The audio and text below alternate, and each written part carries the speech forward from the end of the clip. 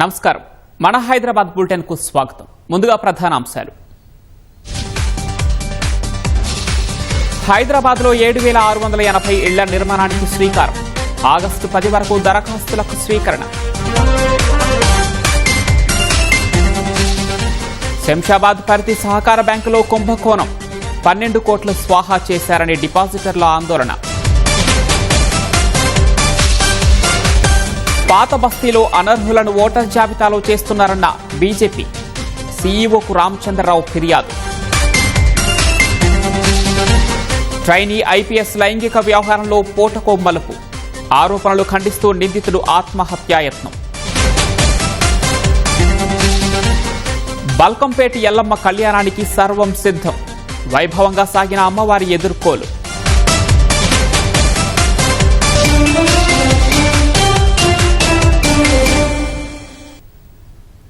Hyderabad core urban పరిధిలో ఇందిరమ్మ ఇళ్ల పథకాన్ని ప్రభుత్వం లాంఛనంగా ప్రారంభించింది. పైలట్ ప్రాజెక్టుగా 16 అసెంబ్లీ నియోజకవర్గాల్లో 7,680 సింగిల్ బెడ్రూమ్ ప్లాట్లు నిర్మించనుంది. రేపటి నుంచి ఆగస్టు 10 వరకు దరఖాస్తు చేసుకోవచ్చని మంత్రులు ప్రకటించారు.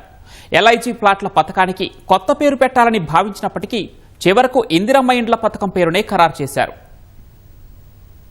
హైదరాబాద్ క్యూర్ పరిధిలో ఇందిరమ్మ ఇళ్ల పథకాన్ని సచివాలయంలో మంత్రులు పొంగులేటి శ్రీనివాసరెడ్డి, శ్రీధర్ బాబు, పొన్నం ప్రభాకర్, అజారుద్దీన్ లాంఛనంగా ప్రారంభించారు. జీహెచ్ఎంసీ, సైబరాబాద్, మల్కాజ్గిరి మున్సిపల్ కార్పొరేషన్ల పరిధిలో అల్పాదాయ వర్గాల కోసం 1,00,000 ఇందిరమ్మ ఇళ్లను నిర్మించనున్నట్లు తెలిపారు. పైలట్ ప్రాజెక్టుగా నియోజకవర్గానికి 480 చొప్పున 16 అసెంబ్లీ నియోజకవర్గాల్లో 7,680 ప్లాట్లు నిర్మించనున్నారు. తొలి విడత ప్రభుత్వ స్థలాలు అందుబాటులో ఉన్న నియోజకవర్గాల్లో ఇళ్ల నిర్మాణం ప్రారంభించనున్నారు. రేపటి నుంచి ఆగస్టు 10 వరకు మీ సేవ వాట్సాప్, వెబ్సైట్ ద్వారా దరఖాస్తులను స్వీకరించనున్నారు.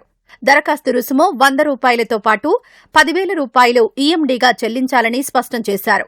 ప్లాట్ రాకపోతే 10,000 వెంటనే తిరిగిస్తామని, ఒకవేళ ప్లాట్లు దక్కితే లబ్దిదారుల వాటా సొమ్ము నుంచి తగ్గిస్తామన్నారు.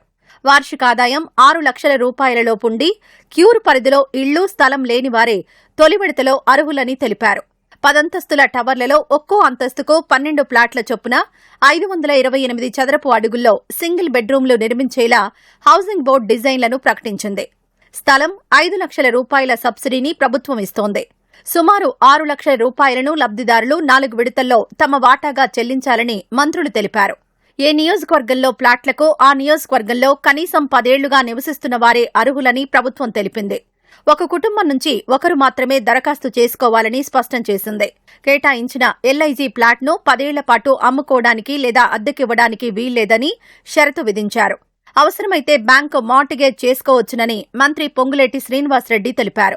ఇళ్ల స్థలం లేని నిరుపేదలు ఎవరైతే కొన్ని దశాబ్దాలుగా ఈ క్యూర్ ప్రాంతంలో నివసిస్తున్నారో వారి ఆశలను కూడా నెరవేర్చాలని ఈ ఇందిరమ్మ ప్రభుత్వంలో ఏ రకమైన ఆపేక్ష లేకుండా ఆ పేదవాడు నివసించే ప్రాంతంలోనే ఆ గడ్డ మీదనే ఇల్లు ఇవ్వాలని నిర్ణయించి క్యూర్ ప్రాంతంలో ఉండే ప్రతి నియోజకవర్గాన్ని ఒక యూనిట్ గా తీసుకొని ఆ నియోజకవర్గంలోని హౌసింగ్ బోర్డు, హౌసింగ్ డిపార్ట్మెంట్ కి సంబంధించిన స్థలాలే కాకుండా రెవెన్యూ, పోలీసు, మిగిలిన శాఖలకు సంబంధించిన స్థలాలను కూడా సేకరించి ఇళ్లిచ్చే కార్యక్రమం శ్రీకారమే ఈ రోజు ఈ 1,00,000 ఇళ్లకై లాంఛనంగా ప్రారంభించే కార్యక్రమం బ్రోచర్స్ కింద ఇతరత్ర 5 లక్షల ప్రభుత్వ సబ్సిడీ, దానికి తోడు అన్డివైడెడ్ షేర్ ఆఫ్ ల్యాండ్. కొన్ని ప్రాంతాల్లో 20 లక్షలు ఉండొచ్చు, కొన్ని ప్రాంతాల్లో 50 లక్షలు ఉండొచ్చు, కొన్ని ప్రాంతాల్లో ₹1,00,00,000 కూడా ఉండొచ్చు. అవన్నిటిని కూడా ప్రభుత్వమే ఈ రోజు అందజేస్తా ఉన్న వైరం ఎక్కడ ఏ రాష్ట్రంలో లేదు. సో లోవర్ ఇన్కమ్ గ్రూప్స్ కు సంబంధించి కాంట్రాక్ట్ అవుట్ సోర్సింగ్ ఎంప్లాయీస్ ప్రభుత్వ డిపార్ట్మెంట్ లో, పబ్లిక్ సెక్టర్ అండర్టేకింగ్ లో పనిచేస్తా ఉన్న వారు కూడా ఎలిజిబుల్. శానిటేషన్ వర్కర్స్ కూడా అర్హులు. దానికి సంబంధించి సులువుగా అప్లికేషన్ జరగాలని మీ సేవా ప్లాట్ఫామ్ అప్లికేషన్ ఫామ్ కూడా ఇచ్చి వారికి అందుబాటులో ఉండే ప్రయత్నం చేశాం. Caste, salary, service certificates upload చేయక్కర్లేదు. ప్రక్రియ ట్రాన్స్పరెంట్ విధానంతో జరుగుతుంది. ప్లాట్లలో మహిళలకు 30%, ఎస్సీలకు 14%, ఎస్టీలకు 5%, బీసీలకు 16%, దివ్యాంగులకు 5%, ప్రభుత్వ అవుట్సోర్సింగ్, 4వ తరగతి ఉద్యోగులు, పారిశుద్ధ్య కార్మికులకు 10% రిజర్వ్ చేశారు. మిగిలిన 50% జనరల్ గా కేటాయించాలని నిర్ణయించారు. వచ్చే ఏడాది బోనాల నాటికి పేదల సొంతింటి కల సాకారం చేస్తామని స్పష్టం చేశారు. క్యూర్ పరిధిలోని మరో 10 నియోజకవర్గాల్లోనూ త్వరలో స్థలాలు గుర్తించి దరఖాస్తులు స్వీకరిస్తామని చెప్పారు. మధ్యతరగతి ప్రజలకు కూడా త్వరలో తీపి కబురు చెప్పనున్నట్లు మంత్రులు తెలిపారు. శంషాబాద్ పరిధిలోని చిన్న గోల్కొండ ప్రాథమిక వ్యవసాయ సహకార సంఘం బ్యాంకులో 12 కోట్ల కుంభకోణం వెలుగు చూసింది. రెక్కలు ముక్కలు చేసుకుని తాము దాచుకున్న సొమ్మును బ్యాంకు సిబ్బంది స్వాహా చేశారని రైతులు ఆవేదన వ్యక్తం చేశారు. గతంలో పనిచేసిన సీఈఓ యాదయ్య, క్లర్క్ సురేందర్ అక్రమాలకు పాల్పడినట్లు డిపాజిటర్లు ఆరోపించారు. తమకు న్యాయం చేయాలంటూ బ్యాంకు ఎదుట బాధితులు ఆందోళనకు దిగారు. బాధ్యులైన వారిపై చర్యలు తీసుకుని తమ డబ్బులు తిరిగిప్పించాలని వేడుకుంటున్నారు. ఉన్నతాధికారులు విచారణ చేపడుతున్నారని, ఆ తర్వాతే డిపాజిటర్లకు న్యాయం చేస్తామని ప్రస్తుత సీఈఓ యాదగిరి రెడ్డి తెలిపారు.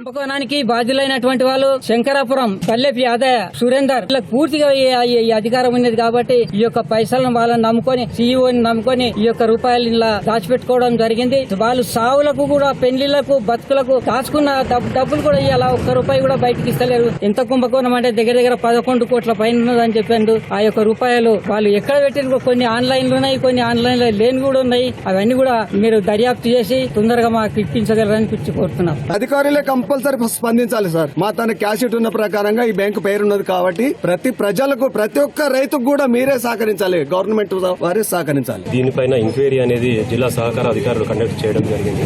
ఇప్పుడు డిపాజిట్ అమౌంట్ మనం ఇవ్వలేకపోయే స్థితిలో ఉన్నాం కాబట్టి డిపాజిటర్లు ధర్నా చేస్తున్నారు. డబ్బులు ఎవరైతే నుంచి రావాల్సిందో వాళ్ళ నుంచి వసూలు చేసి ఇవ్వాల్సిన అవసరం ఉంది. అది మనకి ఎంక్వైరీలో ఫైండింగ్ కావాల్సి ఉంది. ఏదేమన్నా ఎంక్వైరీ తర్వాతనే మనం తగు నిర్ణయం తీసుకోవచ్చు. మా డబ్బులు మాకు ఇవ్వండి, ఇప్పించే ప్రయత్నం చేయండి వాళ్ళు చెప్తున్నారు. వాళ్ళు చెప్పే దాంట్లో తప్పేం లేదు. వాళ్ళ డబ్బులు వాళ్ళకి ఇవ్వాల్సిన పరిస్థితి ఉంది కాబట్టి దానిపైన ఎంక్వైరీ, ఏదేమైనా ఎంక్వైరీలో మనకి ఫైండింగ్ ఏమైతుంది దాని మీదనే మనం చర్యలు తీసుకోవడానికి అవకాశం.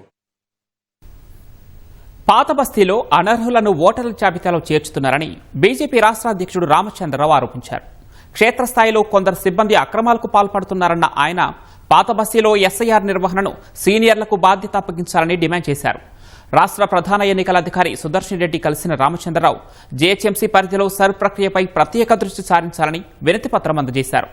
నార్త్ నుంచి వచ్చిన వారికి హైదరాబాద్లో ఓటు హక్కు లేకుండా కొందరు కుట్రలు చేస్తున్నారని రామచంద్రరావు అన్నారు. ఎస్ఐఆర్ పేరిట బీజేపీ సానుభూతి పరుల ఓట్లు తొలగిస్తున్నారని ఆరోపించారు.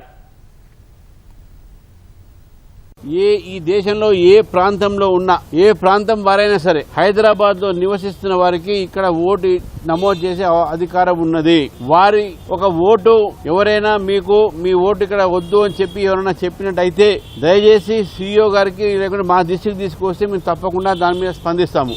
ఈ ప్రయత్నము హైదరాబాద్ నగరంలో Congress party, Majlis party, BJP ఏదైతే ఫేవర్ లో ఉన్న ఓట్లు ఏవైతుంటాయో, బీజేపీకు సానుకూలంగా ఉన్నటువంటి ఓటర్లు ఏవైతుంటారో అవి తగ్గించడానికి ప్రయత్నం చేస్తా ఉన్నారు. మేము మళ్ళొక్కసారి ప్రజల్ని కోరుతా ఉన్నాము, మీరు భయపడాల్సిన అవసరం లేదు. ఏదున్నా మా దృష్టికి తీసుకురండి, మేము తప్పకుండా దాన్ని మీరు చేసుకోవాల్సిన అవసరం ఉన్నది. హైదరాబాద్లో ఆషాఢమాస బోనాల పండుగ జోరుగా సాగుతోంది. భక్తుల కొంగు బంగారంగా నిలిచే బల్కంపేట ఎల్లమ్మ కళ్యాణ మహోత్సవానికి సర్వం సిద్దమైంది. అమ్మవారి ఎదుర్కోలు కార్యక్రమం ఘనంగా నిర్వహించారు. జూలై 21న అమ్మవారి కళ్యాణం, 22న రథోత్సవం అంగరంగ వైభవంగా జరగనున్నాయి. అమ్మవారి కళ్యాణాన్ని వీక్షించడానికి లక్షలాది మంది భక్తులు వస్తారని అంచనా వేస్తున్నారు. ఈ నేపథ్యంలో అధికారులు విస్తృతంగా ఏర్పాట్లు చేస్తున్నారు. జలదుర్గగా పేరొందిన బల్కంపేట ఎల్లమ్మ కళ్యాణోత్సవ ఏర్పాట్లపై మరింత సమాచారం మా ప్రతినిధి అనూష అందిస్తారు. ఆషాఢ మాసంలో హైదరాబాద్ నగరంలో జరిగే ప్రధాన ఉత్సవాలలో బోనాలు ఒకటైతే బల్కంపేట కళ్యాణోత్సవం అయితే మరొకటి. ఎంతో వైభవంగా కూడా రాష్ట్ర ప్రభుత్వం ఎంతో ప్రతిష్టాత్మకంగా ఈ బల్కంపేట ఎల్లమ్మ కళ్యాణోత్సవం అయితే నిర్వహిస్తుంది. సో దాదాపుగా 3 రోజుల పాటు కూడా ఈ అమ్మవారి కళ్యాణోత్సవం అయితే జరుగుతుంది. అంటే ఈ సంవత్సరానికి గాను జూలై 21వ తారీఖున బల్కంపేట ఎల్లమ్మ అమ్మవారి కళ్యాణోత్సవం అయితే జరుగుతుంది.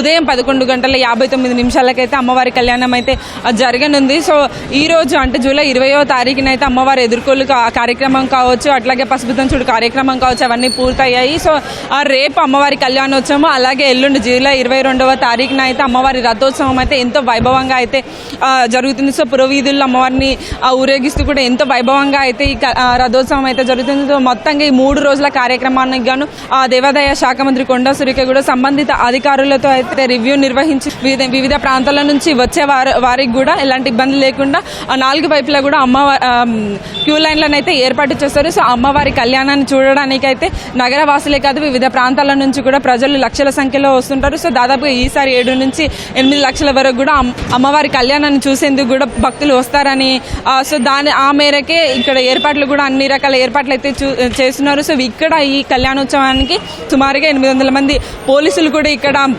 డ్యూటీలో ఉండనున్నారు. అలాగే దీంతో పాటుగా 130కి పైగా సీసీ కెమెరాలను కూడా ఏర్పాటు చేశారు. సో జలదుర్గగా పిలిచే ఈ బల్కంపేట ఎల్లమ్మ కళ్యాణోత్సవం అనేది రాష్ట్రంలో జరిగే ఎంతో ముఖ్యమైన వేడుక అని కూడా, ఈ నగరంలో ఎంతో ప్రత్యేకంగా జరిపే వేడుక అని కూడా అంటారు. ఎందుకంటే అమ్మవారి 700 ఏళ్ల చరిత్ర అమ్మవారి సొంతము. సో భూమి నుంచి 10 అడుగుల లోతులో అయితే అమ్మవారు భక్తులకైతే దర్శనమిస్తుంది. అంటే బావి తవ్వుతుండగా వెలిసిన ఆ అమ్మవారు అయితే ఇప్పటికీ ఆ నీటిలోనే ఉండే భక్తులకైతే దర్శనమిస్తుంది. ఇలా భక్తుల కొంగు బంగారంగా నిలిచే ఈ శక్తివంతమైన ఈ శక్తి స్వరూపిణి బల్కంపేట ఎల్లమ్మ కళ్యాణోత్సవానికి అయితే దాదాపుగా అన్ని ఏర్పాట్లు అయితే పూర్తయ్యాయి. సో రేపు మంత్రులు పొన్నం ప్రభాకర్ అలాగే కొండా సురేఖ కూడా అమ్మవారికి పట్టు వస్త్రాలను అయితే సమర్పించనున్నారు. కెమెరామెన్ దాస్తో అనుష, ITV న్యూస్, హైదరాబాద్.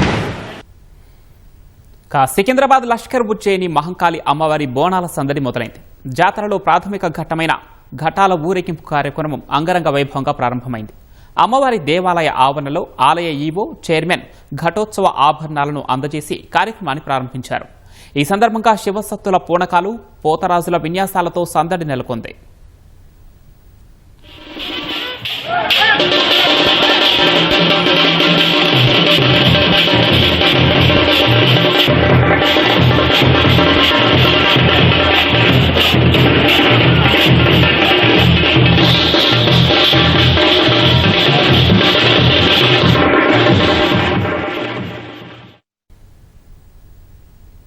విద్యార్థులకు సంస్కారం, క్రమశిక్షణ, జాతీయ భావన అవసరమని గవర్నర్ శివప్రతాప్ శుక్లా అన్నారు. నారాయణగూడలోని కేశవ్ మెమోరియల్ కాలేజీలో జరిపిన 86వ వ్యవస్థాపక దినోత్సవ కార్యక్రమంలో గవర్నర్ ముఖ్య అతిథిగా పాల్గొన్నారు. కోవిడ్ కాలంలో ఆర్థిక ఇబ్బందులు ఎదుర్కొంటున్న విద్యార్థులు విద్యకు దూరం కాకుండా సంస్థ తీసుకున్న చర్యలను గవర్నర్ ప్రశంసించారు. ఫీజులు చెల్లించలేని విద్యార్థులకు అండగా నిలిచి డిజిటల్ విద్యను అందించారని కొనియాడారు. ప్రపంచవ్యాప్తంగా వస్తున్న మార్పులపై విద్యార్థులు నిరంతరం అవగాహన పెంచుకోవాలని శివప్రతాప్ శుక్లా సూచించారు. राष्ट्रीय कैडेट को एनसीसी तथा टेक्निकल ट्रेनिंग और कल्चरल एक्टिविटी में विद्यार्थियों के सर्वांगीण विकास का एक मजबूत आधार बनाती है, जो विश्वविद्यालय के द्वारा कराया जाता है. वस्तुतः यह कि शिक्षा का वास्तविक उद्देश्य केवल ज्ञान प्राप्त करना नहीं, बल्कि चरित्र, करुणा, अनुशासन और उत्तरदायी नागरिकता का निर्माण करना भी. आज का भारत नवाचार में अनुसंधान, प्रौद्योगिकी, टेक्नोलॉजी और आत्मनिर्भरता की दिशा में तेजी से बढ़ रहा है. రాజేంద్రనగర్ జాతీయ పోలీస్ అకాడమీలో లైంగిక వేధింపుల వ్యవహారం పోటకు మలుపు తిరుగుతోంది. ఈ కేసులో నిందితుడు ట్రైనీ IPS ఉదయ్ కృష్ణారెడ్డి ఆత్మహత్యాయత్నం చేశారు. ప్రస్తుతం ఆయన SR నగర్లోని జయంత్ ఆసుపత్రిలో చికిత్స పొందుతున్నారు. తనపై వచ్చిన ఫిర్యాదులు, జరుగుతున్న ప్రచారాలు పూర్తిగా అవాస్తవమని సామాజిక మాధ్యమం ఇన్స్టాలో ఉదయ్ పోస్ట్ చేశారు. పోస్టు పెట్టిన కాసేపటికి సూసైడ్ నోట్ రాసి ఆయన ఆత్మహత్యాయత్నం చేశారు. అటు ఉదయ్ కడుపు శుభ్రం చేశామన్న డాక్టర్ రిపోర్టులు వచ్చాక ఆయన ఏం తీసుకున్నారనేది తెలుస్తుందని చెప్పారు. రాజేంద్రనగర్ జాతీయ పోలీస్ అకాడమీలో జరిగిన లైంగిక వేధింపుల వ్యవహారంలో సినీ ఫక్కీలో ట్విస్టులు చోటు చేసుకుంటున్నాయి. ఈ కేసులో నిందితుడిగా ఉన్న ట్రైనీ IPS ఉదయ్ కృష్ణారెడ్డి నిన్న హైదరాబాద్ మోతీనగర్లోని తన బంధువు ఇంటికొచ్చారు. ఈ ఉదయం తనపై వచ్చిన ఆరోపణలను ఖండిస్తూ ఆయన సామాజిక మాధ్యమం ఇన్స్టాలో ఓ పోస్టు పెట్టారు. పోస్ట్ చేసిన కాసేపటికే ఉదయ్ ఆత్మహత్యాయత్నం చేశారంటూ బంధువులు వెంటనే ఆయన్ను SR నగర్లోని జయంత్ ఆసుపత్రికి తరలించారు. ఆయనకు ICUలో చికిత్స అందిస్తున్నారు. ఆసుపత్రికొచ్చినప్పుడు ఉదయ్ స్పృహలో లేరని డాక్టర్ రవిశంకర్ తెలిపారు. ఉదయం కడుపు శుభ్రం చేశామన్న డాక్టర్ స్టమక్ వాష్లో ఏమీ కనపడలేదన్నారు. అన్ని రిపోర్ట్లు వచ్చాకే ఆయన ఏం తీసుకున్నారనేది తెలుస్తుందని చెప్పారు. తెలియని సబ్స్టెన్స్ ఏదన్నా తీసుకుని ఉంటారనే అనుమానంతో ఆయనకి మేము స్టమక్ వాష్ ఇచ్చాము.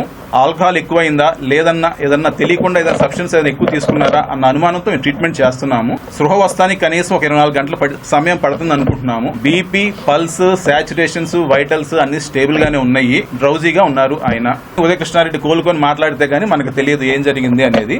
వాళ్ళు అనుమానం చెంది ఏదన్నా తీసుకున్నాడేమో అని వాళ్ళ ఫ్యామిలీ మెంబర్స్ భయపడి ఆయన్ని హాస్పిటల్ తీసుకొని వచ్చారు. ఆయన రెస్పాండ్ అవుతున్నాడు అనిపిస్తుంది బాగానే. ఏదైనా పూర్తిగా సృహలోకి వచ్చాక కానీ మనకు క్లారిటీ రాదండి. ఉదయ్పై ఆరోపణలన్నీ నిరాధారమైనవని ఆయన సోదరుడు ప్రణయ్ కృష్ణారెడ్డి అన్నారు.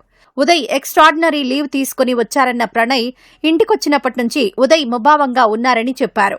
ఆయన అన్కాన్షియస్ లో ఉన్నారండి. నేను 6కి వచ్చేసరికి రూమ్ కి హాస్పిటల్కి తీసుకురావడం జరిగింది. రావడంలో ఇదంతా బాగా డిప్రెస్ అయ్యారు ఆయన. యాక్చువల్గా ఆడేంది థింగ్ ఏంది ఎవరికి తెలియదు కదా. తెలియకుండా విచారణ కమిటీ అదంతా ప్రూవ్ అవ్వకుండా అతన్ని సోషల్ మీడియాలో సర్క్యులేట్ చేసి ఆయన గురించి కంప్లీట్ గా ఎవరికి తెలుసు అండి. ప్రస్తుతానికి స్టేబుల్ గా ఉంది. ఇంకా రిపోర్ట్స్ రావాలి. రిపోర్ట్స్ వస్తే ఫర్దర్ ట్రీట్మెంట్ కూడా ఇస్తామని చెప్పి అంటున్నారు.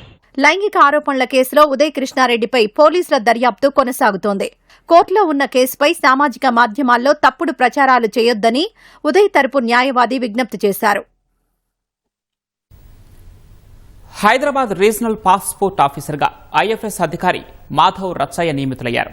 ఇప్పటి వరకు ఈ బాధ్యతల్లో ఉన్న ఐఎఫ్ఎస్ అధికారి స్నేహజను చైనాలోని భారత రాయబార కార్యాలయానికి బదిలీ చేసిన కేంద్రం హైదరాబాద్ నూతన రీజనల్ పాస్పోర్ట్ ఆఫీసర్గా ఐఎఫ్ఎస్ మాధవ్ రచ్చయ్యను నియమించింది.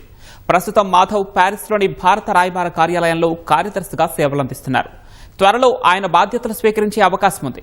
ప్రాంతీయ ఆర్పీఓగా స్నేహజ పాస్పోర్టు సేవలను వేగవంతం చేయడం సహా పౌరులకు పారదర్శకమైన సేవలు అందించడంలో ప్రత్యేక గుర్తింపు పొందారు. ఇప్పుడు కొత్త ఆర్పీఓగా బాధ్యతలు చేపట్టనున్న మాధవ్ విదేశీ వ్యవహారాల్లో విశేష అనుభవం గడించారు. హైదరాబాద్ ఆర్పీఓ సేవల్లో ఆయన మరింత సమర్థత, సాంకేతిక ఆధునీకరణకు ప్రాధాన్యం లభించే అవకాశం ఉందని అధికారులు చెబుతున్నారు.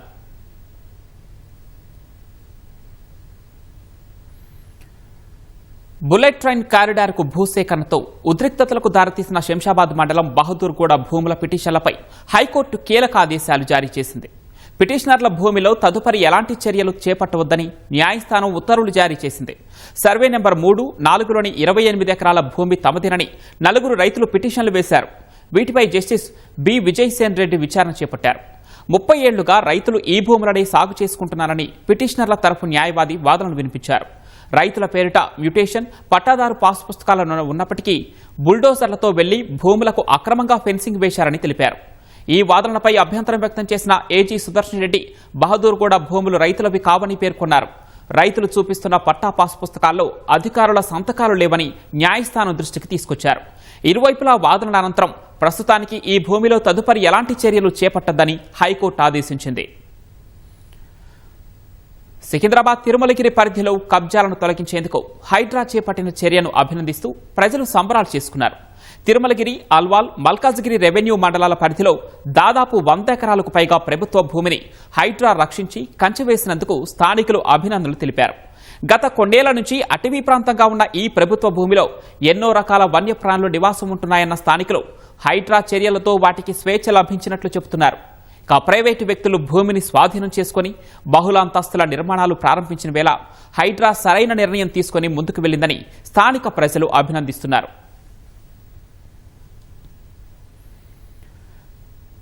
కాంగ్రెస్ పాలనలో నగర రోడ్లు అధ్వాన్నంగా మారాయంటూ మేడ్చల్ సర్కిల్ పరిధిలో ప్రతిపక్ష బీఆర్ఎస్ వినూత్న నిరసన తెలిపింది. వర్షపు నీటితో నిండిన రోడ్డు గుంతల్లో బీఆర్ఎస్ నాయకులు బొరునాట్లు వేశారు. జీహెచ్ఎంసీలో విలీనం చేసిన తర్వాత కూడా ప్రజలకు కనీస సౌకర్యాలు అందడం లేదని మండిపడ్డారు. 10 ప్రభుత్వ కార్యాలయాలకు వెళ్లే మార్గంలోనే మరమ్మతులు చేయాలనే ఆలోచనను అధికారులు చేయడం లేదని బీఆర్ఎస్ నాయకులు ఆక్షేపించారు. పలు చోట్ల తెరిచి ఉంచిన మ్యాన్ హోల్స్తో చిన్నారుల ప్రాణాలకు ముప్పు పొంచి ఉందని ఆందోళన వ్యక్తం చేశారు. వెంటనే రోడ్ల మరమ్మతులు చేపట్టి ప్రజల సమస్యలను పరిష్కరించాలని డిమాండ్ చేశారు.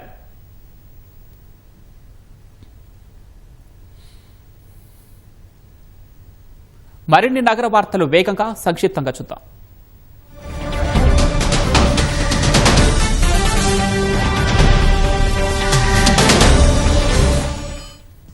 సర్ ప్రక్రియను సకాలంలో పూర్తి చేయాలని బీఎల్ఓలు వినూత్నంగా అవగాహన కల్పించారు. నారాయణగూడ గాంధీ కుటీర్ వద్ద ఓటర్లకు అవగాహన కల్పించేందుకు మైక్ ద్వారా ప్రచారం నిర్వహించారు. ప్రొఫెసర్ జయశంకర్ వ్యవసాయ విశ్వవిద్యాలయంలో అగ్రికల్చరల్ శాస్త్రవేత్తల బృందం ఆందోళన బాట పట్టింది. అడ్వాన్స్ ఇంక్రిమెంట్ల ఉపసంహరణ, రికవరీ నిర్ణయంపై ధర్నా చేశారు.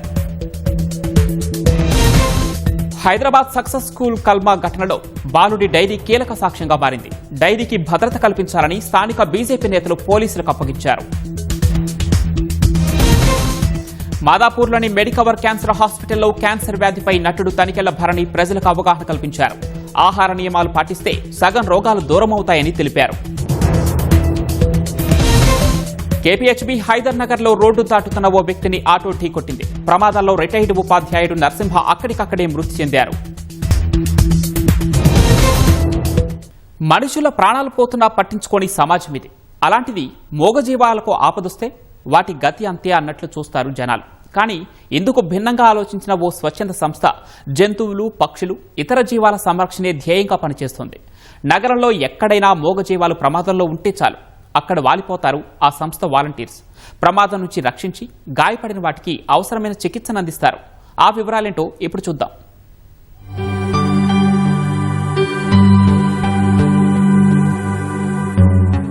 బురద ఊబిలో చిక్కుకున్న ఆవు, చెట్ల కొమ్మల్లో ఇరుక్కుపోయిన పక్షి, ఇంట్లోకొచ్చిన పాము, ఇలా ఏ జీవమైనా సరే ప్రమాదంలో ఉంటే అక్కడికి చేరుకుంటారు animal warriors conservation society volunteers. ఎంతో ఓపిగ్గా వాటిని రక్షించి అవసరమైన చికిత్సను అందిస్తారు. కొద్ది రోజులు వాటిని రీహాబిలిటేషన్ సెంటర్లో ఉంచి పూర్వస్థితికి వచ్చాక ఆ జీవులను ఎక్కడ్నుంచి తీసుకొస్తారో అక్కడే వదిలేస్తారు. ఇలా నగరంలో 2019 నుంచి సేవలు అందిస్తున్నామని యానిమల్ వారియర్స్ స్వచ్ఛంద సంస్థ ప్రతినిధులు చెబుతున్నారు. స్పారో పాపులేషన్ని రివైవ్ చేయడం కోసం ఏంటంటే మాది ఒక స్పారో నెస్టింగ్ బాక్స్ ప్రాజెక్ట్ అనేది ఇనిషియేట్ చేశాము. ఎవరైతే ఇంట్రెస్టెడ్ ఉన్నారో వాళ్ళ బాల్కనీస్లో కానీ ఇన్స్టాల్ చేసుకోవడానికి మేము మ్యానుఫ్యాక్చర్ చేసి మేము డిస్ట్రిబ్యూట్ చేస్తూ ఉంటాం అన్నమాట. బాక్సెస్ ఇన్స్టాల్ చేయడం వల్ల we could at least 25,000 sparrow chicks అనేవి ఆ నెస్టింగ్ బాక్సెస్ యూజ్ చేయడం వల్ల కొత్త జనరేషన్ అయితే క్రియేట్ అవ్వగలిగింది. ఒక మాంజా ఒక 20 to 30 బర్డ్స్ని కిల్ చేసే పోటెంట్గా ఉంటుందన్న. Cue birds and we treat them. ఏవైతే రికవర్ అవుతాయో we release them into the wild. ఏదైతే మాంజా తోటి స్ట్రక్ అయిపోయి విక్టిమ్స్ ఏవైతే ఉంటాయో మాంజా విక్టిమ్స్ వాటికి మేము చేస్తూ ఉంటాము. మూగ జీవం ప్రమాదానికి గురైందని తెలిస్తే సమాచారం ఇచ్చేందుకు ప్రత్యేక హెల్ప్ లైన్ నంబర్ను ఏర్పాటు చేసినట్లు యానిమల్ వారియర్ ప్రతినిధులు తెలిపారు. ప్రమాదానికి గురైన వాటిని రక్షించి ప్రథమ చికిత్స అందించడమే తమ లక్ష్యమన్నారు. అవసరమైతే పటాన్చెరు సమీపంలోని వాడకపల్లిలోని కేంద్రానికి తీసుకువెళ్లి రీహాబిలిటేషన్ సెంటర్లో ఉంచి సంరక్షిస్తామని చెబుతున్నారు. ఆన్లైన్లోకి వెళ్ళి యానిమల్ రెస్క్యూ టీమ్ అని కొడితే మీకు కొన్ని నెంబర్స్ వస్తాయి అనమాట, కొన్ని రెస్క్యూ టీం వాళ్ళు.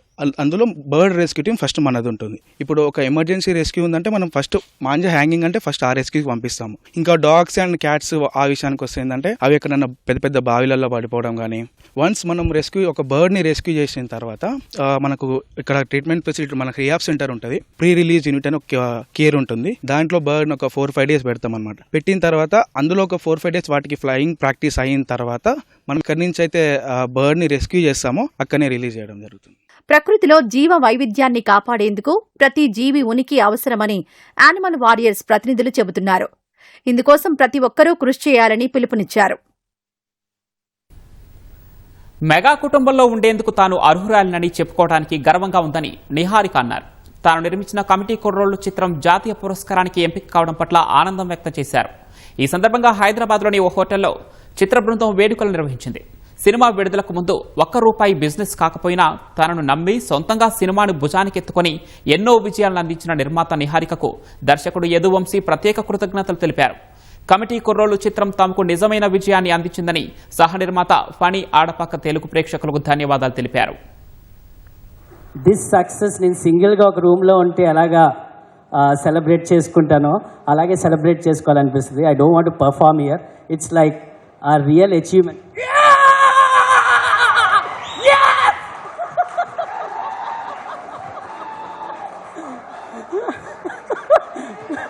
This is how I celebrate.